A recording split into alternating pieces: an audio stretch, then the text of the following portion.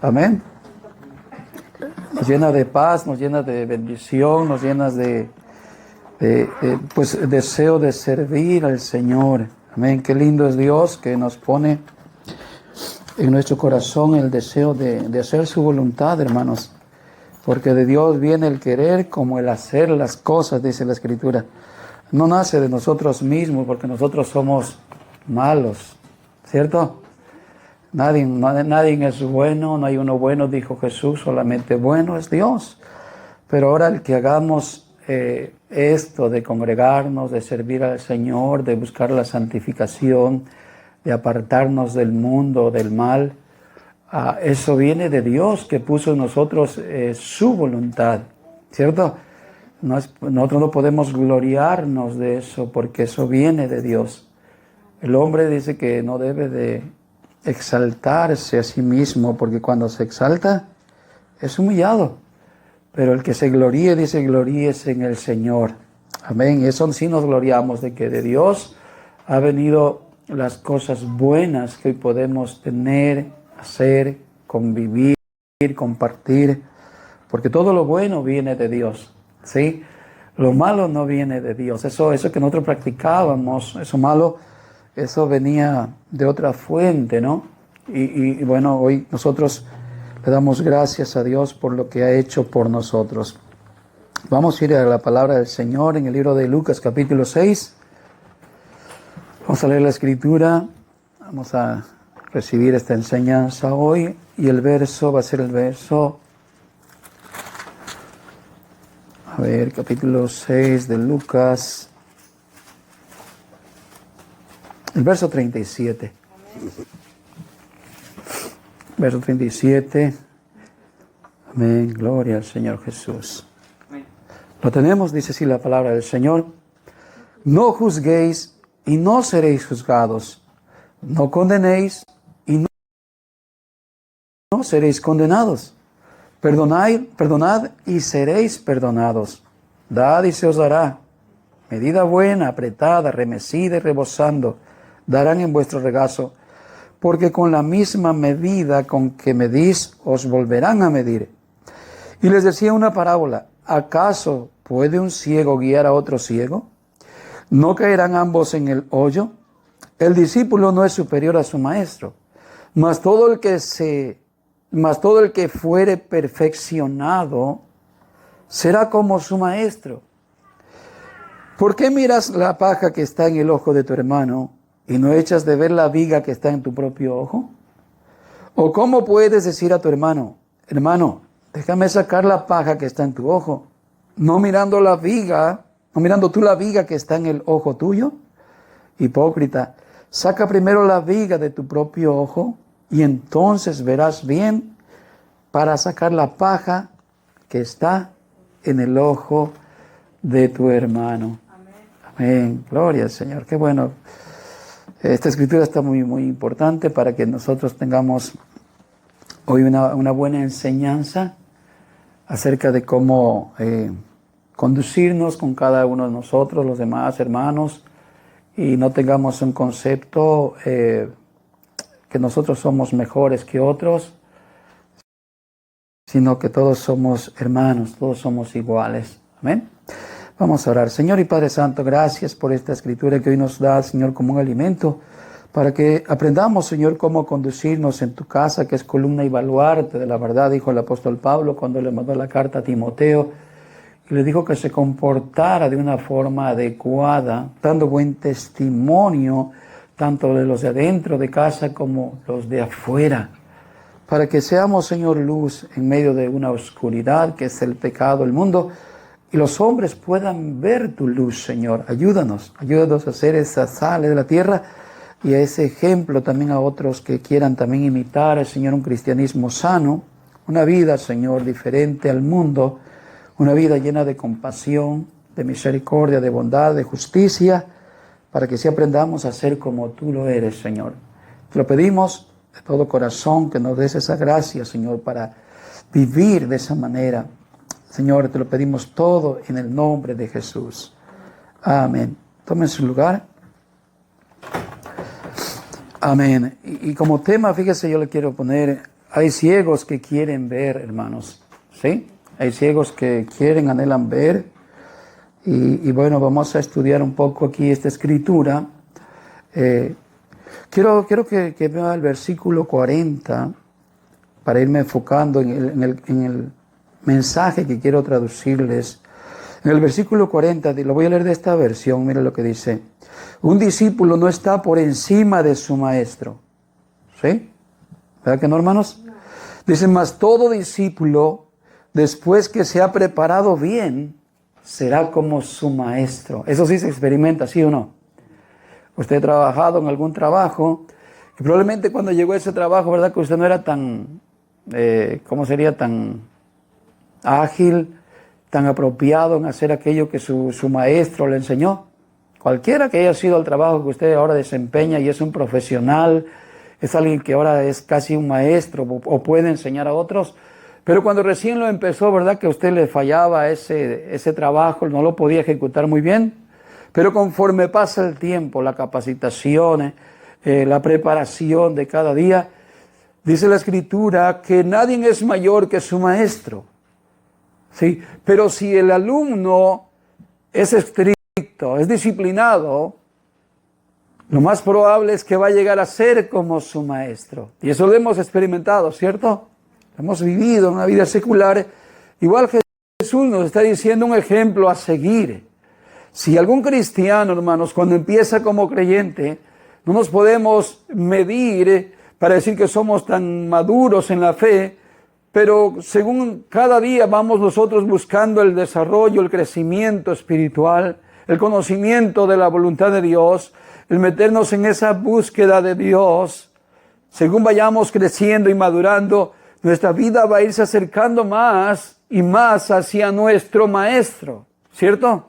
Y lo vimos en los apóstoles, lo vimos en muchos discípulos del Señor Jesús, cómo fueron capaces de padecer, de sufrir el mismo sacrificio, el mismo estilo que Jesús pasó, el haber sido despreciado, el haber sido tomado en poco por esta humanidad. Los discípulos también entendieron que para poder ser grande en el reino de Dios hay que servir y hay que sufrir. ¿Cierto, hermanos? De esa manera Jesús le dijo a los que le dijeron, queremos estar a tu derecha, y que otro dijo, yo quiero estar a tu izquierda. Jesús le dijo, no saben lo que piden. No saben ustedes lo que están pidiendo, porque de alguna manera la mente de ellos estaba como una mente muy terrenal, muy carnal. Ellos estaban pensando de puestos, de posiciones, de autoridad, de gobierno, de poder. Probablemente lo pensaban terrenalmente, vamos a gobernar a las naciones del mundo. Roma va a ser nuestros esclavos, porque miraban así a su Mesías, ¿no? Entonces ellos están pidiendo un lugar, un puesto. Y Jesús le dice, ustedes no saben lo que están pidiendo. Y le dice, ¿acaso ustedes pueden tomar la copa que yo beberé? Ellos dijeron, sí, podemos. Pensaban que era un chiste, pensaban que era algo, ok, vamos todos a tomar la copa. Pero esa copa se trata de sufrimiento, se trata de dolor, se trata de persecución por cuanto no eres amigo del mundo, sino que eres enemigo del mundo, ¿cierto? El mundo ama a los suyos. Y cuando tú no eres del mundo, el mundo te desprecia, el mundo te odia, el mundo te mira como su enemigo, ¿cierto? Entonces, ¿qué vemos ahí? Jesús le dice al final, bueno, si van a poder tomar de esta copa, la verdad, ustedes de la misma copa que yo bebo, ustedes también la beberéis. Y la bebieron, ¿cierto? Tuvieron que pasarla, tuvieron que sufrir, tuvieron que aceptar que esa era la copa que Jesús les estaba diciendo, ¿cierto? Cuando ya el Señor Jesús había resucitado, le dice a Pedro, ven y sígueme, ¿cierto? Porque le estaba diciendo que iba a encargarle la obra de la evangelización, el trabajo de predicar el evangelio. Le dijo Jesús a Pedro, si me amas, guarda mis mandamientos, apacienta mis ovejas, cuida de la grey, cuida mi rebaño, ¿cierto? ¿Sí? Y le dice algo muy importante para que Pedro quedara como muy entendido acerca de lo que Jesús le estaba encargando. Dice Pedro, cuando tú eras joven, te ceñías e ibas donde tú querías. Pero cuando seas grande, cuando seas viejo, otro te ceñirá y te llevará a donde tú no quieras ir. Y esto hablaba de la muerte, dice, con que él iba a morir. ¿Y cómo murió Pedro? Se dice que murió también en una cruz, ¿cierto? Y que Pedro fue tan valiente y tan sencillo, tan humilde, que cuando iba a ser ya crucificado pidió como un último deseo que no fuera crucificado como su maestro, porque no se sentía digno. Dice entonces que según la historia que él fue crucificado con la cabeza hacia abajo, como un acto de que él no era digno como Jesús. ¿Sí? Dispuestos, hermanos, a ser como su maestro. ¿Cierto? Nosotros a veces queremos ser como Jesús, pero queremos tomar la otra parte. Quiero andar sobre el agua, quiero sacar demonios, quiero sanar a los enfermos, quiero resucitar muertos, quiero multiplicar los panes, quiero prosperidad, quiero esto, quiero lo otro. Pero no tomamos el acto de humildad que Jesús nos mostró. Ese acto de sencillez, ese acto de esfuerzo, ese acto de sacrificio, ese acto de dar hacia los demás, de entregarnos hacia los demás. Hemos estado estudiando la Escritura y vemos que Jesús muestra un acto de no solamente de humildad, sino de mucho servicio a los demás. ¿Cierto? Leímos ahí en la Escritura que hemos estado aprendiendo en el estudio, que cuando Jesús estaba predicando, multitudes venían a él porque hacía muchos milagros y sanidades. A todos los que estaban enfermos, los que estaban poseídos, los que estaban de alguna manera mal, cuando venían a Jesús y simplemente lo tocaban, quedaban sanos, quedaban liberados. A tal grado que cuando llegan a una casa que no había por dónde entrar, ¿por dónde metieron a aquel paralítico, aquel enfermo que tenía una camilla? Por el techo. Porque no había cómo llegar hasta donde estaba Jesús, porque la gente anhelaba ser sanado, anhelaba ser limpio, perdonado. Y Jesús, en una forma de tanto trabajo, de tanta servicio a los demás, le decía a los discípulos que cuando venían esas multitudes tras él, que se juntaban 4,000, 5,000 personas, aparte los niños, dice, creo, y mujeres, ¿no? Cuando la multiplicación de los panes, dice que eran primero 5,000, ¿no? No contando los niños y las mujeres, creo. Y luego 4,000. ¿Qué era lo que hacía Jesús? Le decía a sus discípulos que le prepararan una barca en la orilla de la playa, pero dentro del agua, para que no fuera apretado por la multitud. ¿Por qué? Porque la gente, por tal de ser sanado, caían sobre él, dice, caían sobre él para ver si por lo menos tocar alguna parte de Jesús, su manto, cualquier cosa, ellos fueran sanados. Que vemos que Jesús nos muestra un acto de mucho servicio, de entrega, de ver por el bien de los demás. Y hoy lo que vamos a aprender también es acerca de eso, como el jueves enseñaba, de que necesitamos como cristianos seguir madurando, seguir creciendo en el conocimiento de Dios. Que no tenemos que quedarnos débiles en el conocimiento de Dios, sino madurar para poder conocer bien la voluntad de Dios. ¿Sí? El jueves hablábamos que Jesús considera un hombre sabio. ¿Se recuerda la enseñanza de aquellos hombres que construyeron uno su casa sobre la roca y otro sobre la arena? Jesús dice que aquel que construyó su casa sobre la arena lo considera como un hombre sabio, que edificó, construyó su casa sobre un cimiento sólido. Y cuando vino el viento, la tempestad, el agua, los ríos y todo lo que golpeó aquella casa, no la tumbó, no la derribó, porque él fue sabio en su construcción. Esto nos muestra una vida de cristianismo, de disciplina, de enseñanza de la palabra, de buscar al Señor de corazón para aprender cada día cómo conducirse cada día delante de Dios. Porque vienen las tempestades. Como joven te van a venir las tempestades. Como adulto me vienen las tempestades. Quien quiera que tú seas, las tempestades van a llegar a tu vida, los vientos van a venir a tu vida. Pero en el conocimiento de Dios y en la práctica de la palabra del Señor, es ahí que cuando vengan esos vientos no serás derribado, porque hay madurez, porque hay entendimiento, hay conocimiento de Dios en tu vida. Por eso Jesús dijo, cualquiera que me oye estas palabras, la enseñanza, la doctrina de Jesús, y las pone por obras, ese hombre se considera sabio, dijo. Todo lo contrario, el hombre que oye estas palabras y no las pone por obra, dice, lo considera como un necio. ¿Y el necio qué dice? El necio dice en su corazón, no hay Dios. Para vivir como quiera, para vivir inmoralmente. No es que no sepa o no crea que hay Dios, sino que voluntariamente dice, no hay Dios, para tener libertad de hacer lo que él quiera. Pero es un hombre necio que después de haber escuchado la palabra de Dios, no va a poder recibir el beneficio de ella, de la palabra de Dios, que te va a hacer estar sólido, fuerte, firme, afirmado en el día de la tentación, en el día de la aflicción, en el día de la prueba. Para eso es la palabra de Dios, para afirmar nuestros pies. Y Dios nos muestra que debemos madurar en el transcurso de nuestra vida como cristianos, desde que creímos, desde que nos bautizamos, desde que nos convertimos al Señor, empieza el momento de crecimiento hasta que Cristo venga. Porque no vamos a llegar antes a todo el nivel que necesitamos, que la Biblia nos dice que debemos de llegar.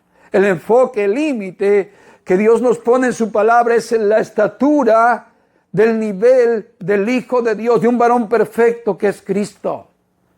¿Y quién de nosotros puede llegarle después de bautizarse?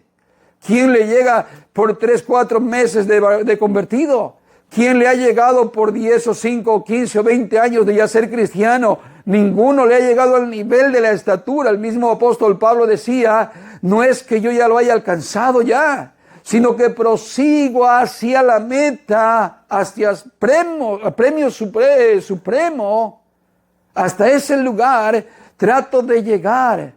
Ciertamente, y olvidando lo que queda atrás, pero me esfuerzo, me estiro cada día por a ver si alcanzo a lograrlo. Esa forma de vida que se necesita, hermanos, cada día. Sin embargo, muchos creen que ya por bautizarse, o porque ya asistieron a la iglesia, o porque ya tienen 10, 15 años asistiendo, creen que ya alcanzaron una perfección. Y la perfección es cada día, cada día. O ayer fuiste bien, hoy serás mejor. Hoy hiciste mejor, mañana tendrá que ser mejor que ahora. Y ese debe ser el énfasis de nuestra vida como cristianos. Bueno, cuando llegamos entonces aquí a esta escritura, también Jesús nos va a enseñar que aquí hay madurez o hay falta de madurez en el cristianismo.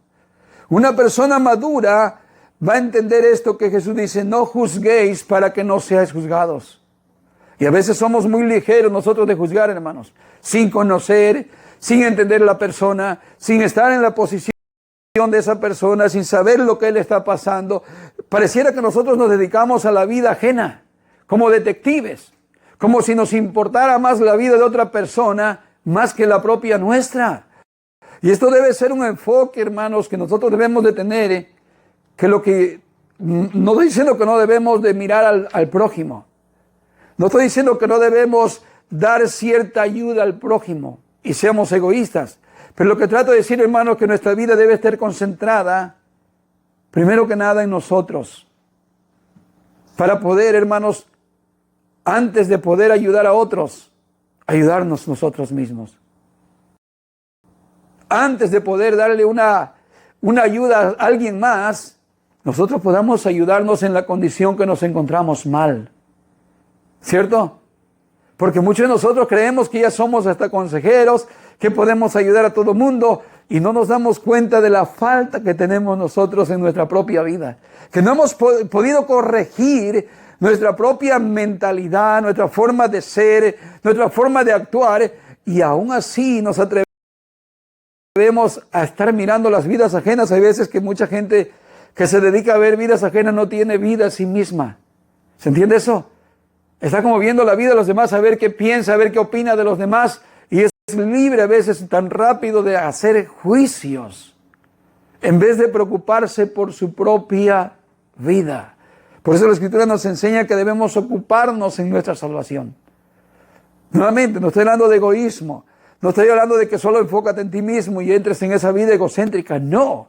Sino que la misma Escritura nos va a decir aquí, hermanos, que antes de poder ayudar a otro tenemos que limpiar nuestro ojo primero.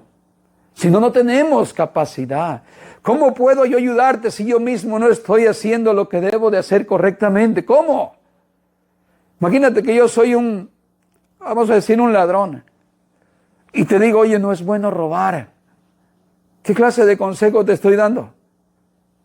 Tú me vas a decir, bueno, pero ¿de qué me hablas si tú estás robando? ¿Se entiende? O soy un padre que fumo, o que tomo, o que me embriago, y le digo a mi hijo, hey, mi hijo, no es bueno emborracharse, ¿ok? Yo aquí jamás te quiero ver borracho. ¿Qué pensaría usted? ¿O qué pensaría mi hijo? Oye, ¿qué consejo es ese? Si el que necesita más ayuda eres tú. Ya estás viejo y no has madurado y me estás dando un consejo. ¿Cómo? ¿Qué tipo de consejo es ese? Por eso Jesús lo dice como de esa manera, porque mucha gente religiosa en aquel tiempo se consideraba maestros. De hecho, el apóstol Pablo dice en Romanos, ustedes que se consideran maestros de niños, le dice a los judíos, porque tienen la Torá, porque tenían la ley de Dios y creían que estaban muy sabios. Y le decía el apóstol Pablo, ustedes que se consideran maestros de la ley, que dicen que no se ha de robar y hurtan, dice. Que dicen que no se ha de idolatrar y hacen sacrilegio. Algo peor. ¿Cómo? Si no tienen ejemplo de vida. Y hay gente que así vive como cristianos en las iglesias, solamente con una fachada, queriendo ayudar a otros, pero necesitan más ayuda en realidad ellos que los otros, y por si no se dan cuenta, hermanos. Y eso debemos aprender hoy. Así que dice, no juzguéis y no seréis juzgados. No condenéis y no seréis condenados. Dice, perdonad y seréis perdonados. Miren los atributos que tenemos que tener si somos maduros en la fe como hijos de Dios. Hay gente que no se da tan fácilmente a perdonar a otros, ¿cierto? Dice, no, yo no perdono hasta que Dios me lo ponga en mi corazón. Pero es que, ¿por qué tienes que guardar rencor? No, yo no voy a perdonar a esa persona hasta que Dios me lo diga y hasta que Dios me haga sentir. Si ha habido gente cristiana, usted ha visto gente que se dice ser cristiana y se da ese lujo de no perdonar a alguien más. Incluso va y si alguien va y le pide perdón, lo perdona a veces nomás de labios, pero de su corazón no extiende. Eso es falta de parecer. Padre, perdónalos porque no saben lo que hacen. Cuando le injuriaban, dice que él se quedaba callado. ¿Qué forma y qué actitud de nuestro maestro para enseñarnos a nosotros a aprender a ser más como él? Verso 38 nos dice que debemos de dar con una medida buena, que esté bastante lleno el saco, que esté bastante, no con una forma tacaña. Cuando demos de corazón, no demos así como de una forma sin sentimiento, sin amor. Porque de esa misma manera con que nosotros damos, así mismo vamos a recibir. Esa es la ley del dar. La medida es que conforme damos, así también recibiremos. A veces que la gente exige más de lo que da, hermanos, y esto no es así. Cada quien recibe conforme lo que da, ¿cierto? Muchas veces pasa eso en las parejas, que la pareja, una de ellas es más demandante. Pero que tú no me muestras que me amas. Ámame, yo quiero que me digas que me amas o que me muestres que me amas. Y por un lado no está mal de pedir, pero ¿qué tanto estamos dando nosotros también? ¿Tenemos una forma de amar sincero? ¿Estamos dando todo lo que podemos? ¿O somos tacaños o somos restringidos? ¿Se entiende? Porque hay gente que exige más como si valiera más que otro. Como que se merece más que otro. Hasta le dice, yo no sé por qué me casé contigo, me hubiera casado con alguien más porque me hubieran tratado mejor que tú, o me hubieran dado mejor cosas que tú. Y está exigiendo como si valiera más que el otro. ¿Se entiende eso? Muy bien, versículo 39 dice, y les decía una parábola, ¿acaso un ciego puede guiar a otro ciego? ¿Usted puede creer eso? Imagínese que usted está ciega o ciego y quiere cruzar la carretera aquí de aquel lado. ¿Usted estaría dispuesto a que un ciego la guiara? Si usted dice que sí, pues está más ciego entonces todavía, ¿no? Sin entendimiento. Imagínese que viene un ciego y dice, pásame, y el otro está ciego. No es posible que puedan ir bien y que las cosas salgan bien. ¿Se entiende? Tenemos que aprender que, hermanos, no se puede ayudar a alguien si no estamos capacitados para hacerlo. Tenemos que enseñarnos primero para entonces poder tener esa capacitación para hacerlo. Pero muchos ya nos sentimos maestros. Por 3 textos de la Biblia que nos sabemos de memoria, y son los de sencillos. Todo lo puedo en Cristo que me fortalece. Porque no me avergüenzo del Evangelio, porque es poder de Dios. Porque de tal manera amó Dios al mundo. Son los 3 que nos sabemos de memoria, y ya con eso queremos hacer un debate a los demás, queremos ofender a los demás, queremos humillar a los demás cuando hablamos a veces de la fe o de religión, y nos sentimos tan grandes y poderosos, ¿no? Pero el Señor nos está mostrando aquí que acaso un ciego puede guiar a otro ciego. Dice más bien, ¿no caerán ambos en un hoyo? ¿Cierto? ¿No caerán ambos en un hoyo? Esto es para que nos demos cuenta, muchas veces cuando ya nos sentimos muy entendidos, si en verdad hemos aprendido algo y estamos haciendo bien a otro hermano, o en vez de estarlo ayudando, lo estamos conduciendo a otro hoyo. Tenemos que observarnos detalladamente en nuestra vida, nuestro proceder, para poder entonces poder desenvolvernos, para entonces sí poder hacer un bien hacia otro. El verso 40 que leímos dice, el discípulo no es superior a su maestro, pero todo aquel que es perfeccionado será como su maestro. Y aquí entonces, la manera de que sí se puede, hermanos, ayudar a otro. Sí se puede. Pero ¿qué nos toca hacer? Nos toca la capacitación. Nos toca aprender, enseñarnos con disciplina, con una entrega total de búsqueda de Dios. Para que cuando lleguemos a esa solidez, a esa madurez, entonces nosotros podamos ayudar a aquel que no puede ver, aquel que no puede oír, aquel que no puede caminar, aquel que no puede moverse. Entonces podamos venir y darle la mano para ayudarle.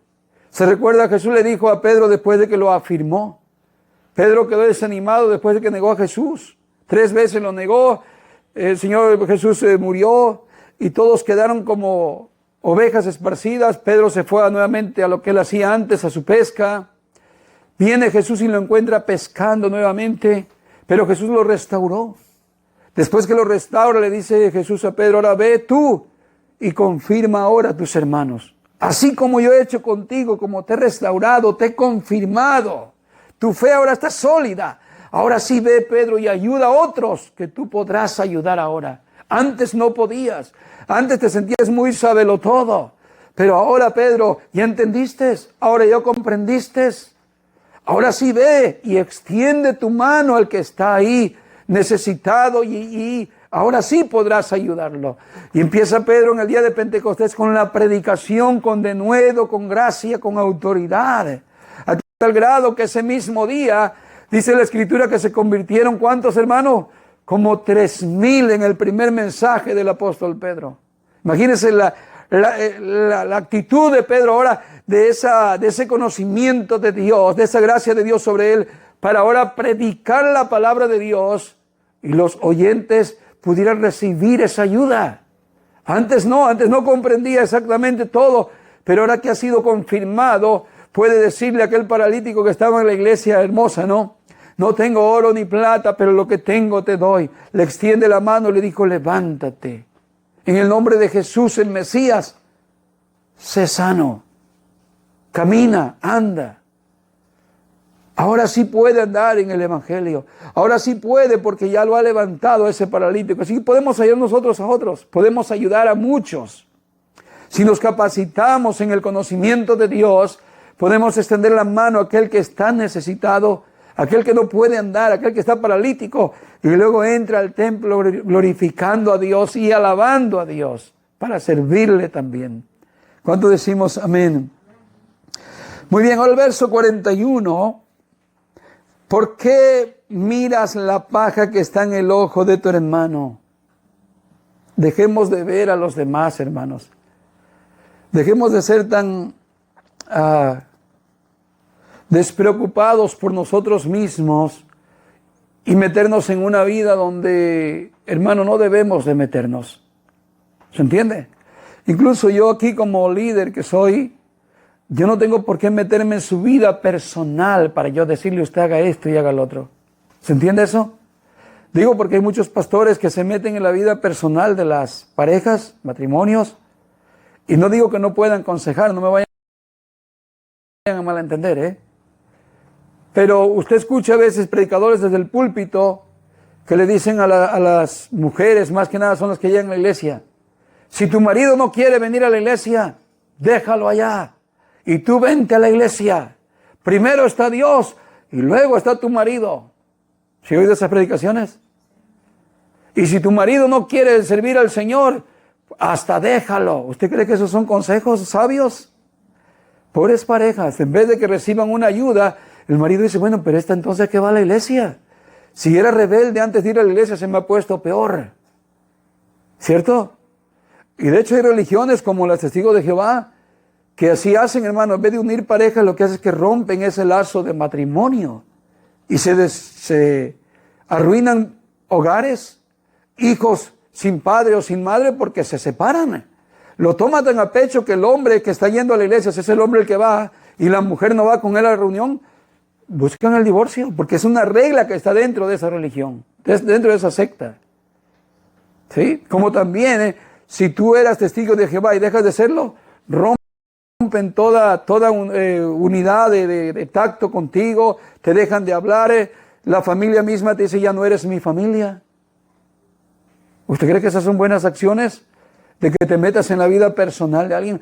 Por eso está la palabra de Dios para educarnos a cada uno de nosotros, tanto al joven, tanto a la mujer, tanto al hombre. El consejo de la palabra de Dios es para todos, para que cada uno de nosotros, al ponerla en obra, al ponerla en práctica, ya nos está aconsejando qué hacer. No necesitas el consejo de un hombre, de nadie más, si es que tú y yo ponemos en práctica la palabra del Señor. Por eso Dios dijo que seremos enseñados por Dios mismo en este tiempo.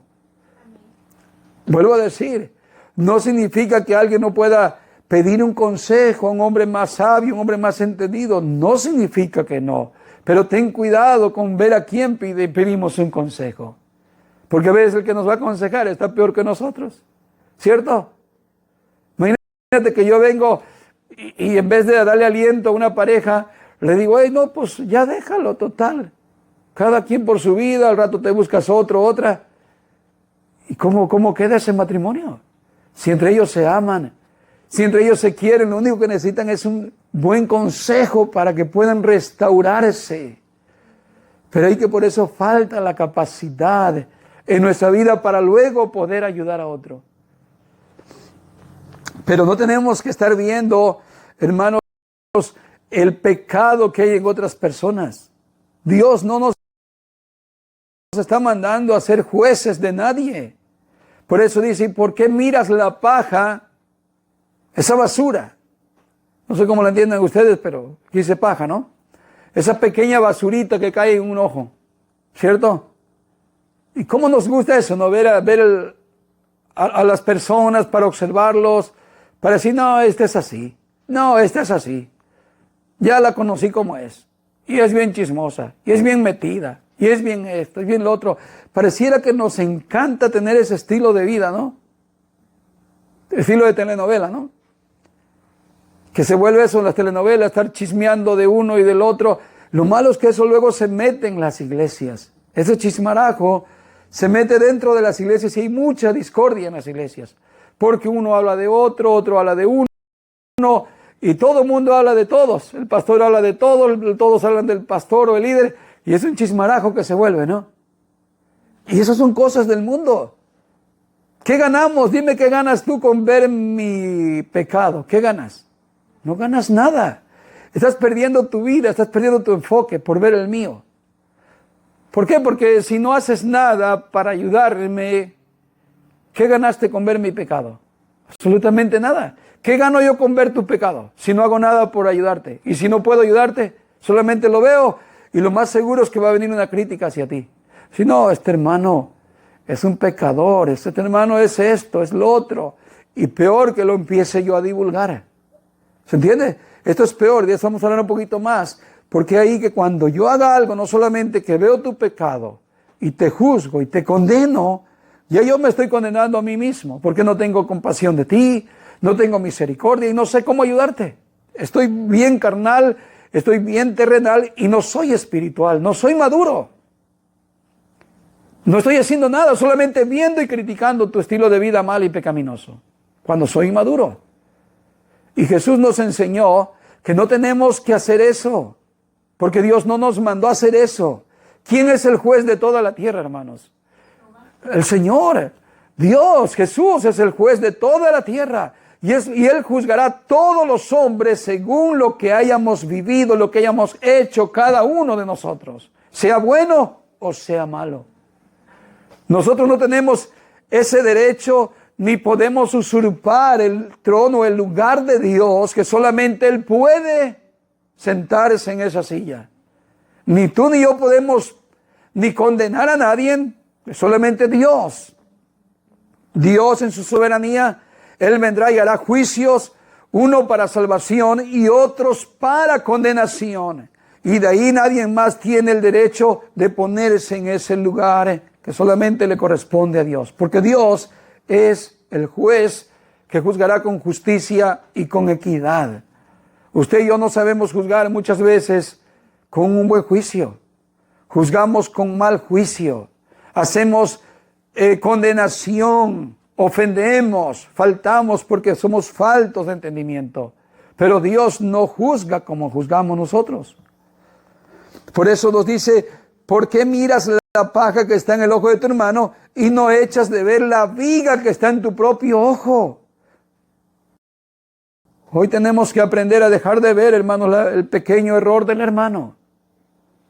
¿Se entiende? Y si lo llegamos a notar un día, que sea para poder ayudarle, no para criticarle ni para condenarle, pero para que llegue a ese momento de que usted y yo tengamos esa disponibilidad de hacerlo, más bien esa capacidad, va a ser un proceso. Y va a ser también una vida de honestidad. ¿Se entiende? Una vida de que yo ya me vi mi mal, ya me vi mi pecado, ya veo mis debilidades y yo mismo estoy tratando de corregirme en todo eso. ¿Se entiende?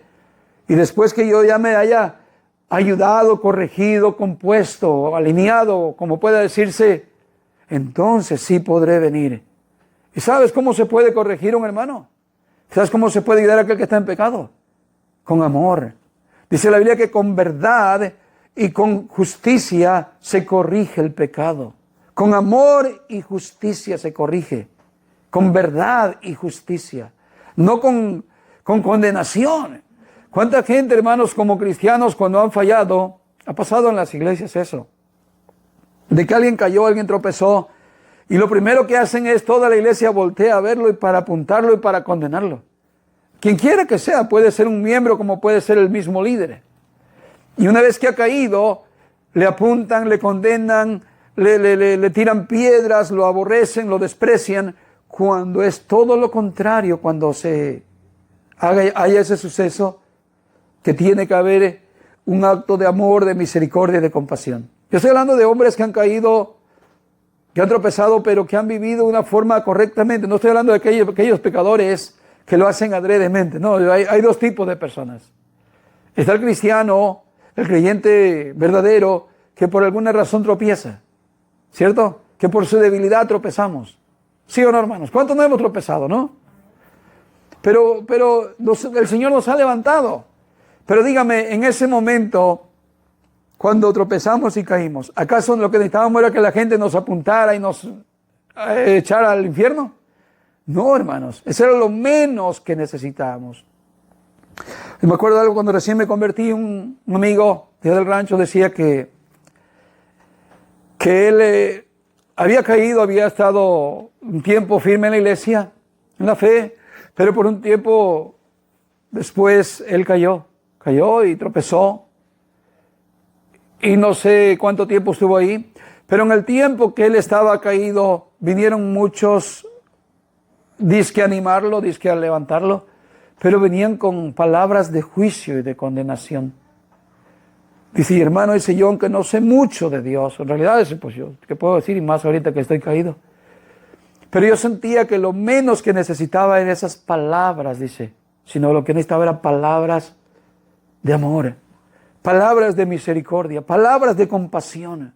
Según lo que he entendido yo en la Escritura, que cuando alguien debe de amonestar a otro hermano, lo debe de amonestar con el amor. Con el amor. ¿Y qué dice Santiago? Porque el amor cubrirá multitud de pecados. ¿Cierto, hermanos?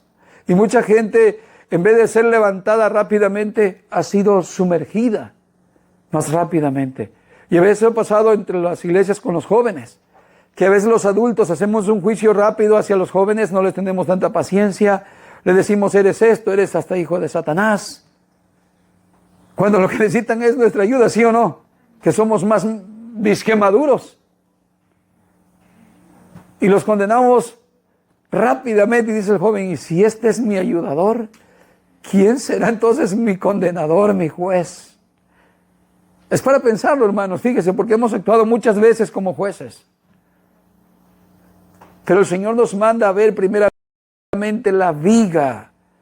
Tenemos vigas que no nos ayudan a ver lo que en realidad el hermano necesita, a ver lo que en verdad el hermano está pasando, a tener un sentimiento de compasión. La viga no nos deja sentirlo. La viga no nos deja expresarnos correctamente, sino que nos expresamos con falta de amor. Verso 42. ¿O cómo puedes decir a tu hermano, hermano, déjame sacar la paja que está en tu ojo, no mirando la viga que está en el ojo tuyo? Fíjate, cuando queremos ayudar a otros sin limpiarnos ante nosotros, es más grande el pecado que está en nosotros que el que está en ellos. Pero ¿cuántos nos las damos de santurrones? Y siempre vemos el pecado del otro, pero no vemos el nuestro. Y si vemos el nuestro, ¿cómo lo catalogamos? Ay, el mío es pequeño. Ay, Dios tiene misericordia de mí. Él me perdona todos mis pecados. Hasta decimos el Salmo de memoria, ¿no? Él es el que borra todas mis rebeliones. Él es. Para mí sí, pero para el otro hermano, no, ese no tiene misericordia de Dios. Lo que hace Él es para que se vaya directo al infierno. Y usamos una vara diferente para medirnos nosotros y usamos una vara diferente para medir al prójimo. Y Dios nos dice, mire, que cómo nosotros podemos venir y decirle al hermano, déjame sacar tu ojo. Deja de ser ese pecador. Ya, quítate ese mal lenguaje que tienes. Ya me caíste mal que todo el tiempo se te salen las palabras feas y mentiras. Y te digo, los mentirosos no van a ir al reino de los cielos. Saco el texto bíblico, ¿no? Y soy bien estricto para con él. Y para conmigo, ¿cómo soy? Yo tengo un Dios que todo lo puede y que me ama mucho y que todo me lo da. A mí sí. A mí Dios sí me quiere demasiado. Cambiamos mucho, ¿no? Lo que es el usar la palabra de Dios para diferente forma y para diferentes juicios. Para nosotros lo usamos a nuestro bien y para otros lo usamos para condenación. ¿Qué decimos cuando hacemos nosotros algo indebido? Ay, no, pero Dios sabe mi corazón. Dios sabe que yo le amo. Y Dios sabe que yo lo quiero mucho. Hermano, ¿y por qué no? No, es que, hermano, no, Dios conoce mi corazón. Tenemos una gran excusa cuando decimos eso, ¿no? Que a mí Dios sí me puede perdonar, a mí Dios sí me tolera. Pero cuando es a otros, no sé por qué no vienen a la iglesia. Dice que aman a Dios, dice que esto y lo otro. Esa gente ni ama a Dios, decimos. Y cuando uno falla, entonces sí, nosotros tenemos gran excusa. No, hermanos. Tenemos que enseñarnos a mirar nuestro error, no solamente para verlo, sino entonces dice para sacarlo primero, para quitarlo, dejar de juzgar a los que tienen pecado y ver nuestro pecado como mayor que el de ellos. Para sacarlo, no para estar de hipócrita. Yo te voy a ayudar para que hagas eso, hermano, ya vas a salir de tu problema. ¿Y tú qué? ¿Y tú qué? Yo salgo y tú te quedas ahí. Eso es hipocresía, ¿cierto? Por eso Jesús dijo, entonces verás bien para sacar la paja de que está en el ojo de tu hermano, entonces se podrá. No antes, hermano. No se puede aconsejar antes de poder tener una vida de práctica de lo que estamos aconsejando. Miren Romanos capítulo 12 y el verso 3. Dice el apóstol Pablo aquí, digo pues, por la gracia que me ha sido dada, digo a cada uno de ustedes, que no tenga más alto concepto de sí que el que debe de tener. ¿Sí? ¿Qué dice el apóstol Pablo? Cada uno de ustedes considérese de una medida que no te consideres más de lo que te debes de considerar. Pero a veces en las iglesias hay niveles, ¿no? Niveles sociales. Los de frente son los más pobres, no, los más ricos. ¿Quiénes se sientan siempre allá atrás? Los más pobres, ¿verdad? Sí, según la Biblia, los más pobres se sientan hasta allá atrás. O al menos, a veces también no los más pobres, sino los más presumidos se vienen enfrente. Los que quieren honra, los que quieren halagos. Jesús lo dijo en esa forma cuando dijo, cuando vayas a una fiesta, no te sientes en la parte de enfrente, sino en la de atrás. Para que cuando llegue un invitado importante de aquel amigo de esa fiesta, no te quite la silla y te digo, amigo, siéntate acá atrás, por favor, porque llegó otro más importante que tú. Mejor siéntate atrás, dice, para que tu amigo que te invitó, al ver que estás ahí atrás, pero hay un asiento enfrente, te diga, vente enfrente y te honre. Entonces, hay niveles en la iglesia, ¿sí o no? Está el nivel de los que son más espirituales, está el nivel de los que son más viejos, no tanto de edad, sino de cristianismo. Y esos presumen de su tiempo. Yo tengo 40 y tantos mil años de cristiano, yo soy más que tú, que vienes llegando. Tú eres un niño, ni sabes nada, tienes 2 años que te convertiste. ¿Cómo te vas a poner a mi nivel que tengo 25,000 años en Cristo yo ya? Hay gente así en la iglesia y se paran enfrente y a orar y gritan y hacen todo el show, ¿no? Y el pastor está encima de todos. ¿Sí o no? Están esos niveles. ¿Cómo te mira el pastor? Te mira siempre abajo. Él te cuenta anécdotas, te cuenta historias, que él fue al tercer cielo, que él habló con Jesús, que se le presentó Satanás, que etcétera. ¿Por qué? Porque te está diciendo que él está a otro nivel más alto que tú. Pero el apóstol Pablo dice de esta manera, ninguno, fíjese, dice, digo a cada uno de ustedes que no tenga más alto concepto de sí mismo que el que debe de tener, sino que piense con buen juicio, dice, con buen juicio piense, no piense locamente, piense adecuadamente, según la medida de fe que Dios ha distribuido a cada uno, ¿sí? Que no se crea un sabelotodo, que no se crea uno santurrón, que no se crea un consejero, un perfecto, ¿sí? Hay gente en la iglesia que no recibe consejo.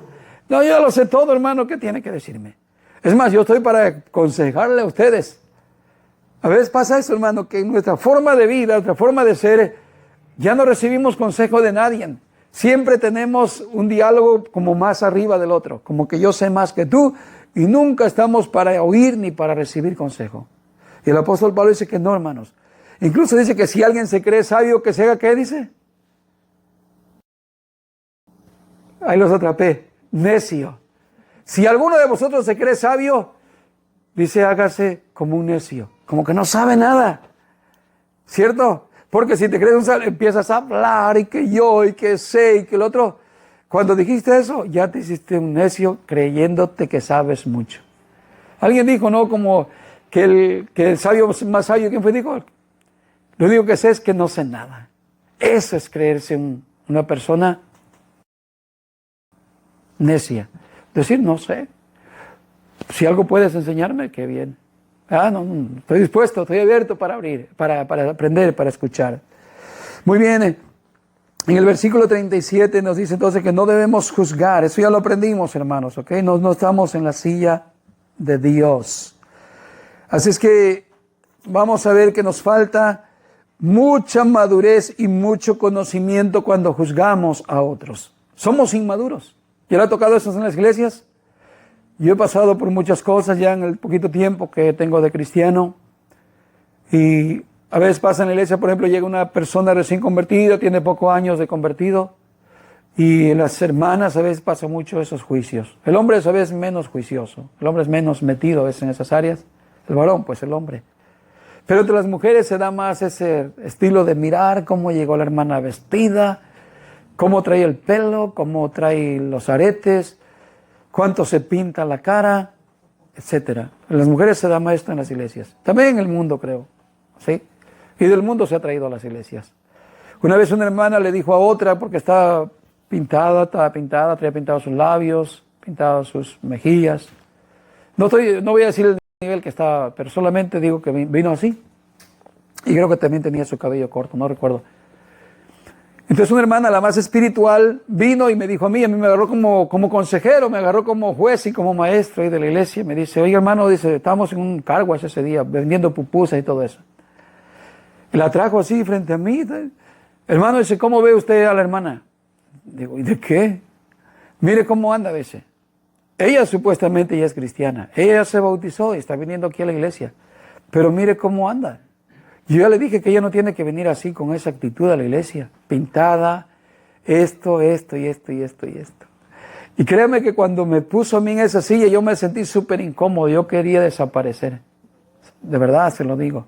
Todo corazón, porque yo no quería ofender a la hermana que estaba siendo acusada. Y yo no encontraba qué hablar y qué decir. Digo yo, ¿qué le digo a esta mujer? Como le dijo Jesús, que te libre del pecado, que tire la primera piedra. Se lo digo a la hermana madura, dice que madura, a la que estaba acusando a la otra. Yo me puse que pensar, quedé un momento en silencio. Y lo único que me salió, dije, mira hermana, esto es un proceso que el Espíritu de Dios trabaja en cada persona, en cada creyente. Es la obra de Dios en cada uno de nosotros que hemos nacido de nuevo.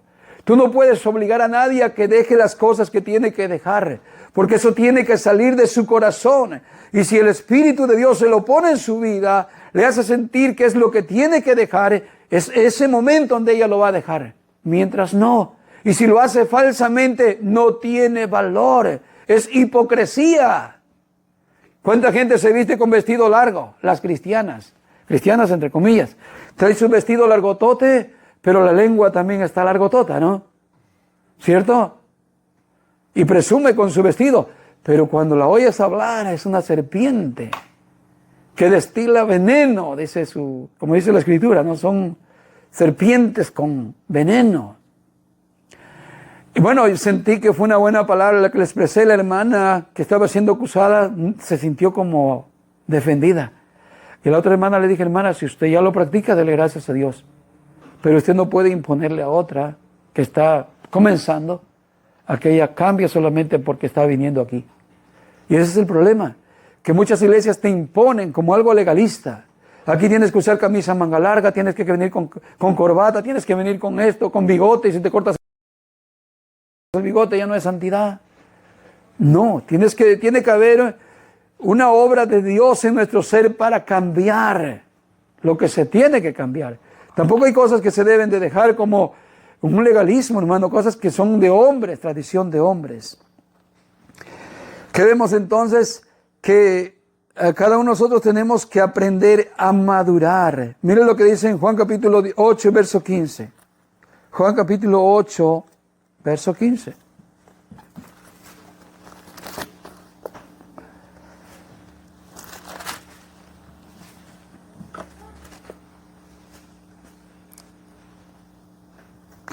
Dice, vosotros juzgáis según la carne.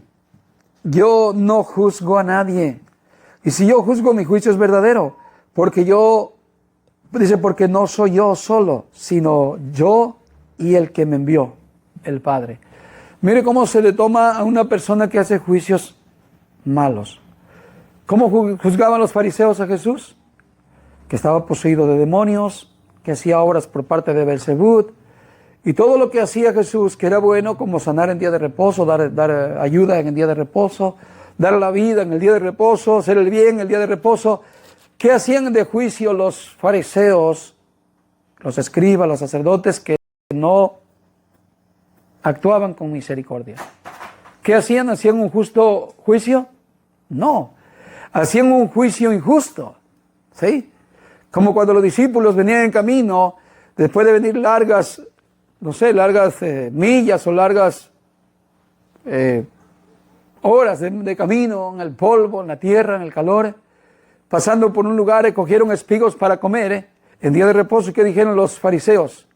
¿Por qué tus discípulos comen, hacen lo que no es lícito hacer en el día de reposo? No respetando la ley de los ancianos. ¿Sí?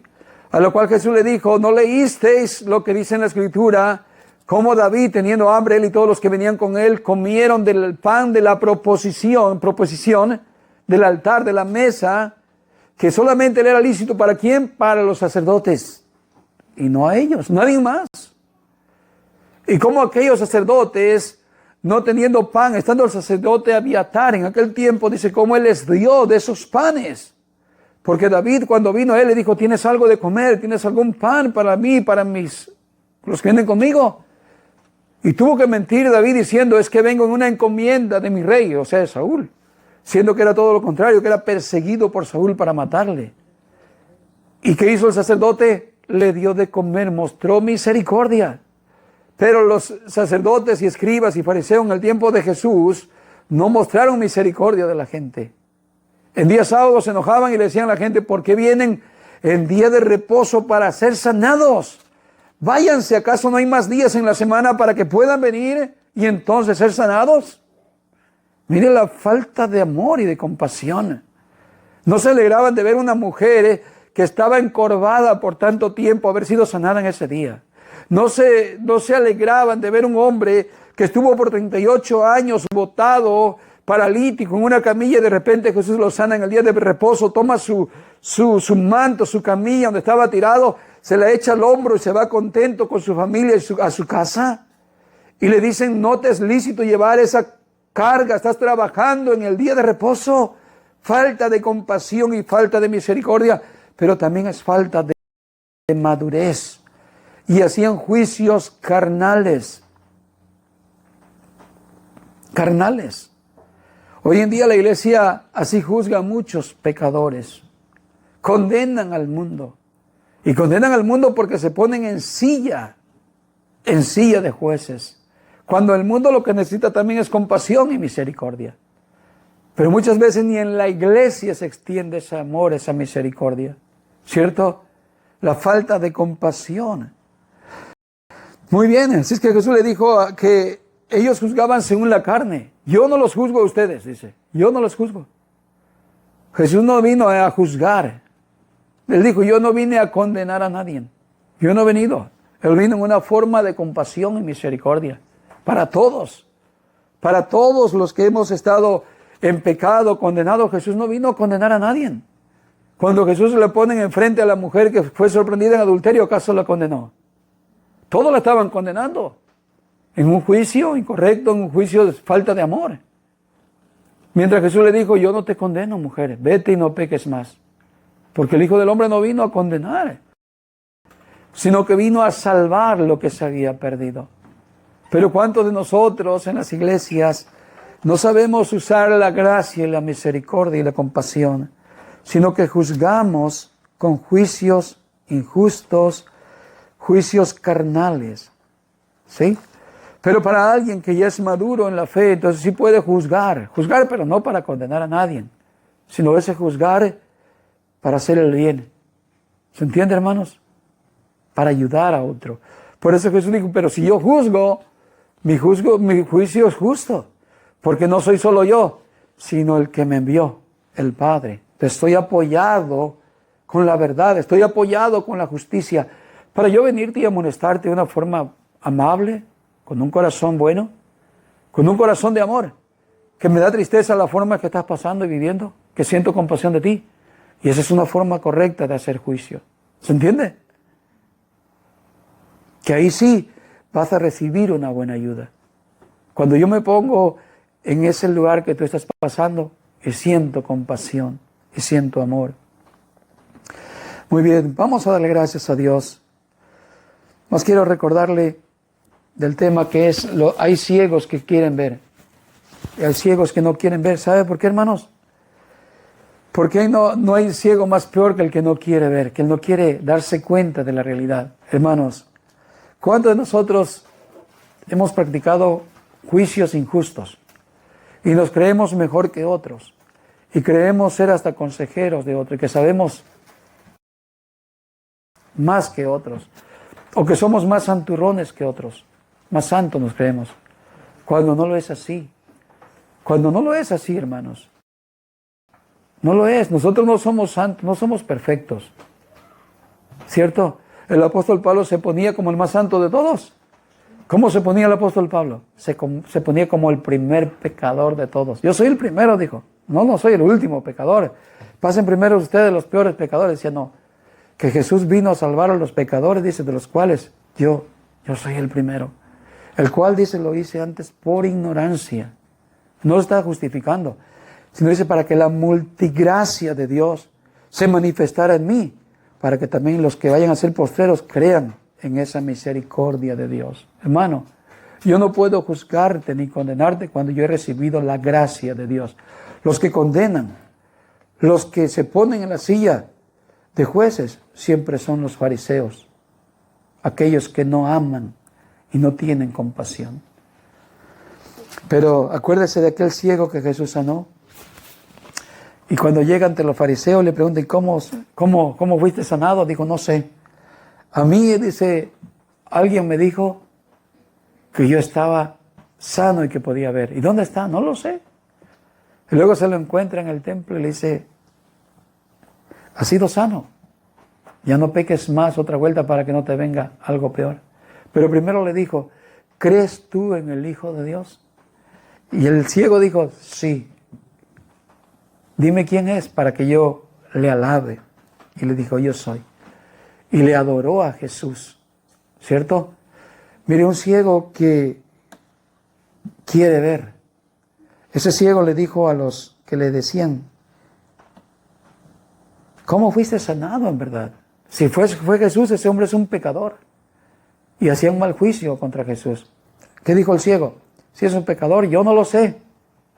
Lo que yo sé es que yo estaba ciego antes, pero ahora veo. Si nosotros nos limpiamos nuestra viga que hay en el ojo, vamos a decir como ese ciego. Yo lo que sé es que antes estaba atascado en esa forma religiosa, en esa vida cotidiana pecaminosa, pero ahora sé que Cristo me ha liberado y ahora sí puedo participar en ayudar a alguien más. ¿Se entiende? Ya no de una forma falsa, sino de una forma real y sincera. Jesús dijo, yo he venido para hacer juicio. O sea, para juicio quiere decir de que algunos creen que son y no lo son, y para los que creen que no son, sean. Dijo, para que los que digan que están ciegos, vean, y para los que dicen que ven, queden ciegos. Porque los que estaban en aquel tiempo como enseñadores y maestros decían, no, nosotros vemos, nosotros no somos esclavos de nadie. Y Jesús le dijo, si fuerais ciegos, si hubieran dicho que son ciegos, verían. Pero como dicen, vemos, vuestro pecado permanece en ustedes. Lo peor, hermanos, es creerse que somos algo no siendo nada. Por eso el apóstol Pablo dijo, nadie se engañe, ninguno se engaña a sí mismo, sino cada uno de vosotros júzguese para ver si está en la fe o en realidad no lo está. Y creyendo ser algo, no sea nada. Va a ser lo más triste que aquel día, cuando estemos delante de Dios, digamos, Señor, yo era un líder en la iglesia. Señor, yo siempre andaba predicándole a los demás pecadores. Yo siempre hasta los amonestaba. Yo hasta les aconsejaba. Pero nosotros, ¿cómo estábamos viviendo? Tristemente, hermanos. ¿Se entiende? Debemos madurar, hermanos, pues, para poder entonces acercarnos a esa forma como Jesús dijo, que el discípulo, cuando se prepara, cuando se capacita, cuando se discipula, viene a llegar a ser como su maestro. Perfecto. Perfecto quiere decir que ahora ya puede desenvolverse, ¿entiende? Ya puede perdonar, ya puede juzgar cuando alguien ha pecado. Hermano, no estás solo, hermano. Yo estoy aquí contigo. Vamos a pedirle a Dios que te restaure. Voy a llorar contigo en tu pena, en tu dolor. y no te voy a abandonar, hermano. Voy a estar aquí contigo y no te voy a voltear la cara, no te voy a traicionar, no voy a hablar mal de ti, sino que te voy a ayudar. Amén. Démosle gracias a Dios. Amado Señor y Padre nuestro, hoy nos has mostrado, Señor, que por la falta de madurez en nuestros corazones, en nuestras vidas, somos ligeros a mirar a los demás, para mirarlos con actitud de juicio y de condenación. Mientras que nosotros mismos estamos peor que otros, ¿cómo podemos, Señor, darles una mano? ¿Cómo podemos ayudar a otro que está igual o peor que o menos que nosotros? Por lo tanto, Señor, hoy nos enseñaste que necesitamos prepararnos, necesitamos madurar, crecer, para que así podamos extender la mano al pobre, al necesitado.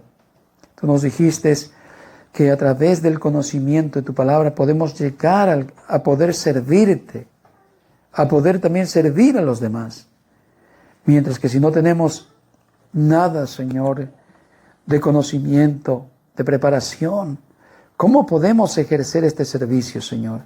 Sabemos que es un proceso, pero también depende de esta disciplina de vida, de entrega, de conversión real, sincera, el deseo de querer servirte y también de servir a los demás. El de amarte, Señor, de amar a los demás, para que no seamos jueces, sino que seamos todos una misma cosa. Porque tú dijiste, uno es el Maestro, y todos nosotros somos hermanos. Y no debemos sembrar discordia entre los hermanos, no debemos sembrar el mal entre los hermanos, sino al contrario, ser, Señor, de ayuda para aquellos que necesitan de ayuda. Tú dijiste, ahí de aquel que sea piedra de tropiezo, de uno de estos pequeñitos que recién han convertido, han nacido, que más vale que se atara una piedra de molino al cuello y se echase al río o al mar.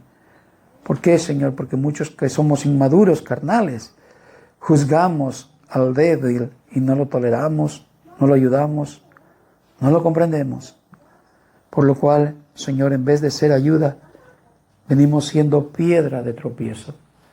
Y bien nos has advertido ahí que hay de aquel que haga tropezar a uno de tus pequeñitos. No es nuestra posición de juzgar a nadie, sino más bien de ponernos como iguales cada uno. Ayúdanos, Señor, a darnos un buen juicio cada uno de nosotros. Es más, que estimemos más al hermano que hacia nuestros mismos personajes.